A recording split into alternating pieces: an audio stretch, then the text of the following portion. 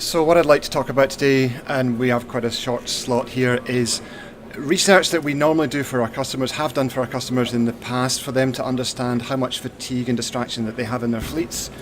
And we found that research was so powerful, so interesting to them, that we thought we'd turn it into a white paper, which we presented at the ITS conference in Melbourne last year, and it won a prize for technical innovation. So this is research, but I want to try and bring it alive because it's based not so much on an academic study, but on real stuff that we do for our customers. So the problem, fatigue and distraction is a big issue. We think it's a big issue in the industry. A lot of the research, and you can see it up here, is what I would describe as forensic. So it's based on interviews, it's based on analysis of things that have happened in the past, video footage or whatever, but it's really forensic. And the stuff that I want to talk about now isn't. It's real-time analysis of driver behavior and driver condition. So it's before driver condition impacts the behavior of the vehicle. So it's really upfront. They are interesting statistics, but like I say, most of this is forensic. So, the research that we did. Basically, we worked with 3 of our customers in South Africa. They were running fleets around 50 vehicles. And what we do with them is that we do 1 month where we have our sensors in the cabs, and they are basically analysing the driver's head position, eye closure, behaviour that we associate with fatigue. So the whole head nodding stuff, closing one eye, all of the things that our algorithms are picking up that detect fatigue. And so what we're doing in that first month is we're establishing a benchmark. So the sensors are on, but the alerts are not on. So we're proving that we can detect driver condition, and we can show to the management of the company just what they have in their fleet. And it's very interesting statistics that come out of it. A lot of the information that people have of their own drivers is anecdotal or subjective. And they think, well, okay, I think I might have a problem, but they're not really sure. And when they actually see the results after the first month, it's really quite revealing. So we're assuming that we can detect driver condition. We assume that, and we can demonstrate it over there. Then what do you do about it? How do you actually intervene? And what does that intervention mean to the benchmarking figures? Basically, what we consider as a good intervention is if someone is falling asleep, most of their senses have already closed down.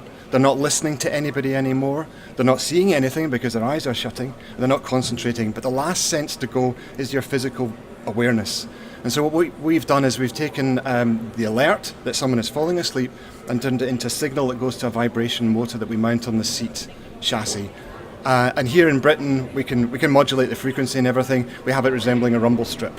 So basically, when someone's falling asleep or their eyes are starting to close, when they're going over a certain speed, the rumble strip kicks in and it buzzes them awake. And it's really very dramatic when you see the video footage of someone falling asleep and then shocking themselves awake again. We've all felt it, we've all been over a rumble strip, so it's really deeply built into us.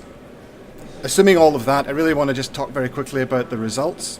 We're looking at around 90% reduction in fatigue incidents that we have. Fatigue is a physiological problem. Our customers and drivers really appreciate you intervening when they're falling asleep. It's not a behavioural thing.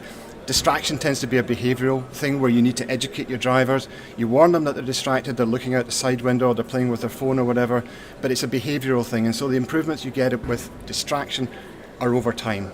You can get a pretty dramatic improvement when the alerts go on, but basically you've got to educate the driver. Please stop doing that. Remind them that they need to pay attention out the screen, out the windscreen. But fatigue is one that they really appreciate. And the number of the feedback that we get from drivers, and especially their partners, when their partners realise that the driver is out there, their partner is out there protected on the road and being woken up, because they're generally out there on their own. So we're looking at improvements of around 90-odd%. These are real statistics taken from the studies. The white papers are available online. So what I would say, this is all about the protection for the drivers. When we're talking to them in advance, there's a lot of suspicion around what looks like a camera going into their cab. Here in the UK, we're very aware of what cameras are, and there's a bit more acceptance. In other markets that we're working in, it's a bit more difficult. But still, it's about the driver. The benefit to you as a fleet owner or as a dispatcher or whatever is all of the big data that you get around it. So you can see where there are times of day when people are falling asleep.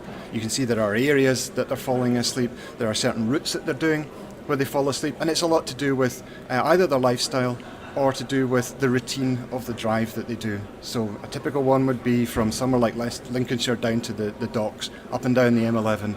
up in Scotland on the M8, routine. Drivers are doing it 2 or 3 times a day and they're not stimulated anymore.